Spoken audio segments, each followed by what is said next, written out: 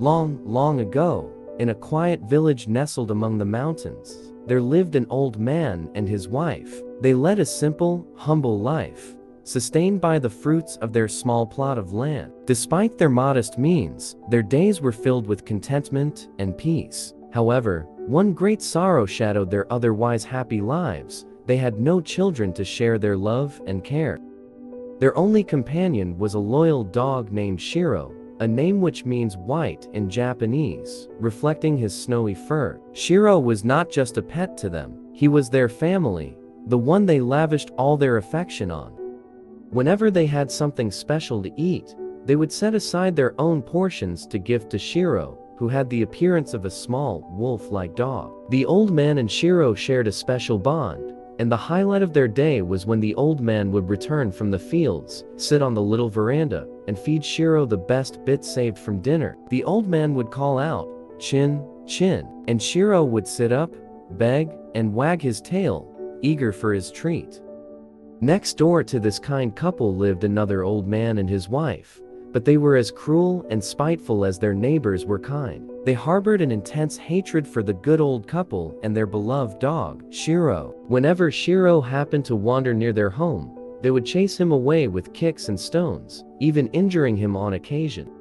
One day, Shiro began barking persistently in the field behind his master's house. Curious and concerned, the old man hurried out, thinking perhaps some wild animals were disturbing the crops. As soon as Shiro saw him, the dog ran over, wagging his tail excitedly, and tugged at the old man's kimono, urging him to follow. Shiro led his master to a large yenoki tree and began digging furiously at the base, his barks filled with excitement.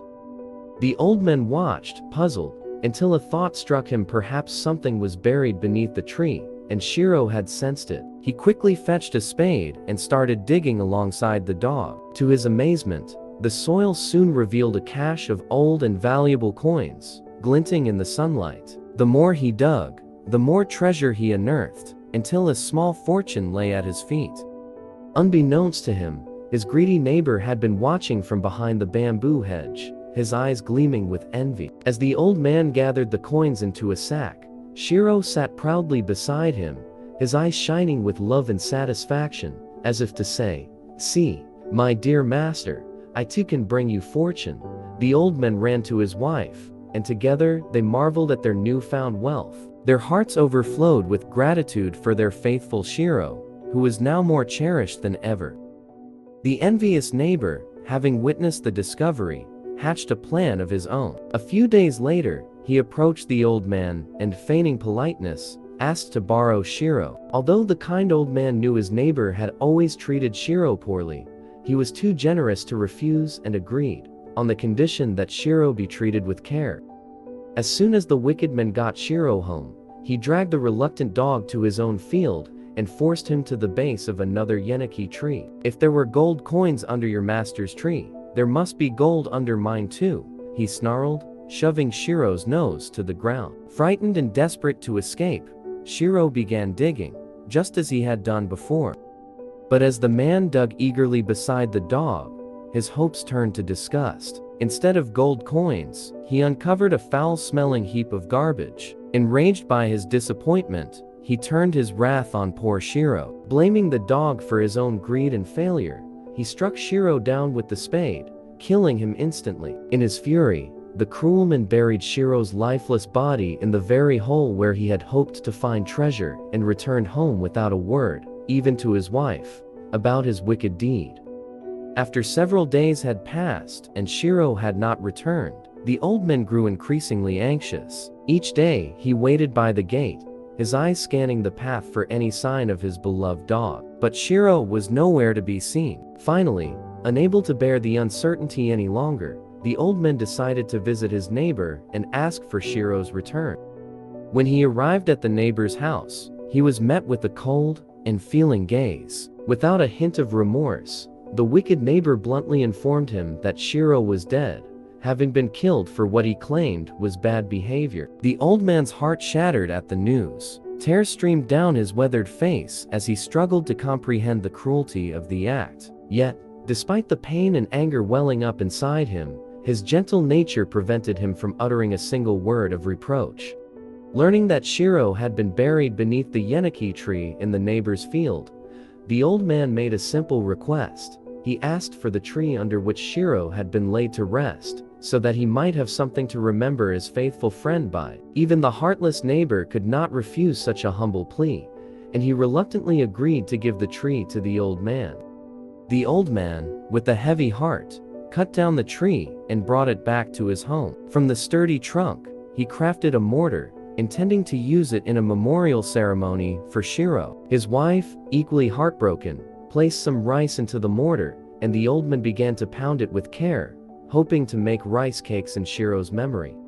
To their astonishment, as soon as the old man began to pound the rice, it started to swell and multiply, far beyond its original quantity. The mortar seemed to work on its own, producing more and more rice cakes as if guided by an invisible hand. The cakes were unlike any they had ever tasted, soft, fragrant, and delicious, as though blessed by Shiro's spirit. The old couple marveled at this miraculous gift, realizing that Shiro, even in death, was looking after them. From that day on, the mortar provided them with an endless supply of rice cakes, and they never had to worry about food again.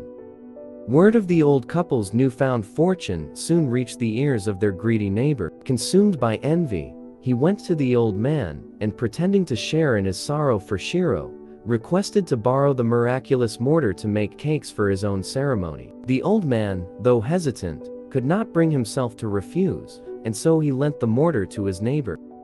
Days passed, and when the old man did not see the mortar return, he went to inquire about it. To his dismay, he found the neighbor sitting beside a large fire, feeding the flames with pieces of broken wood that looked suspiciously like the mortar. When the old man asked for his mortar, the neighbor sneered and confessed that he had destroyed it in anger after it failed to produce anything but foul-smelling goo. Instead of reacting with anger, the old man simply sighed and asked if he could have the ashes of the mortar, wanting to keep them as a remembrance of Shiro. The neighbor, eager to be rid of the reminder of his failure, handed over a basket full of ashes. Back home, the old man accidentally scattered some of the ashes on the bare branches of the trees in his garden. To his amazement, a wondrous transformation occurred. Though it was late autumn and the trees had long since shed their leaves, the branches burst into full bloom, covered in delicate cherry blossoms, fragrant plum flowers, and other blooms of spring. The entire garden was suddenly alive with color and fragrance, a beautiful tribute to Shiro's memory. News of the miraculous blossoms spread quickly, drawing visitors from far and wide who came to marvel at the old man's enchanted garden.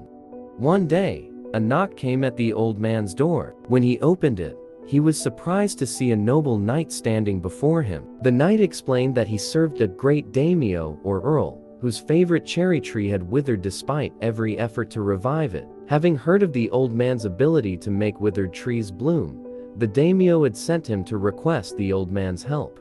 The old man, though surprised, agreed to accompany the knight to the daimyo's palace. There, the daimyo himself eagerly awaited his arrival and, upon seeing him, asked if he was indeed the one who could bring life to withered trees. "I am that old man," the old man humbly replied.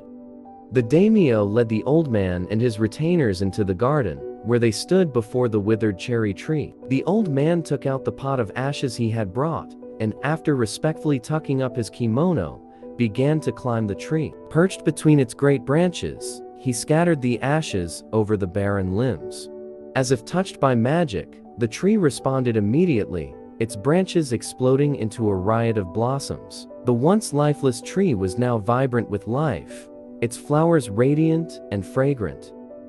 Overcome with joy, the daimyo rose to his feet, waving his fan in delight. He invited the old man down from the tree and, in gratitude, offered him a cup of the finest sake, and bestowed upon him generous gifts of silver, gold, and precious items. The daimyo also decreed that the old man would henceforth be known as Hana-Saka-Jijii, or the old man who makes trees blossom, a name that would be honored and recognized by all. With great honor, the old man returned home, his heart filled with the memory of his faithful Shiro and the miraculous blessings that followed.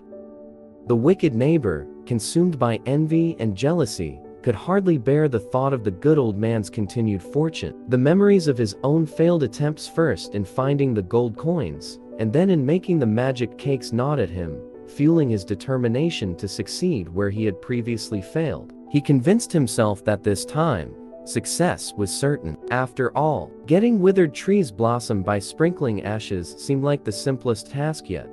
Determined to outdo his rival, the wicked man gathered all the ashes left from the burning of the mortar and set out, loudly proclaiming his supposed power to anyone who would listen. Here comes the wonderful man who can make withered trees blossom. Here comes the old man who can make dead trees flower.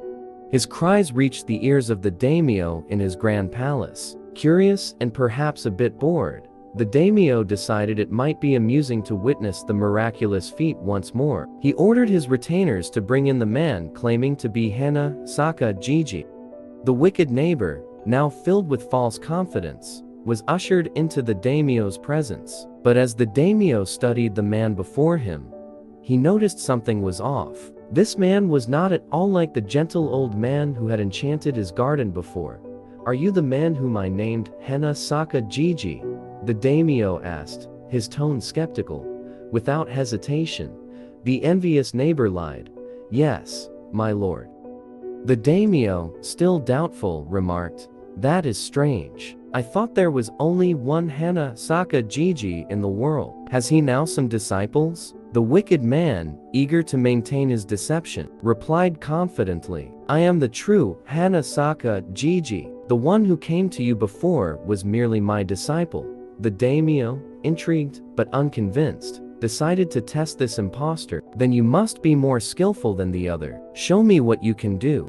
With the daimyo, his retainers, and the ladies of the court watching closely, the wicked neighbor was led into the garden. Approaching a dead tree, he eagerly reached into his pouch, grabbing a handful of ashes. With a grand flourish, he scattered them over the lifeless branches, fully expecting them to burst into bloom. But nothing happened. Not even a single bud appeared. Growing nervous, the man frantically grabbed more ashes, scattering them with increasing desperation. Still, the tree remained barren. As he continued to throw handfuls of ashes in vain, a gust of wind suddenly blew the ashes back, right into the daimyo's eyes. The daimyo, now angry and humiliated, stood up, his patience at an end. "Arrest this impostor at once," he commanded his retainers. The wicked neighbor was seized and thrown into prison, where he would remain, punished at last for his deceit and greed. Meanwhile, the good old man lived out his days in peace and prosperity. The treasure of gold coins Shiro had discovered for him, along with the wealth bestowed by the grateful daimyo, ensured that he and his wife would never want for anything. Respected and beloved by all, the old man enjoyed a long and happy life, forever grateful for the blessings that had come his way. The moral of the story is that kindness, honesty, and gratitude are rewarded, while greed, envy, and deceit ultimately lead to downfall. True wealth and happiness come from a good heart and virtuous actions, not from the pursuit of selfish gain.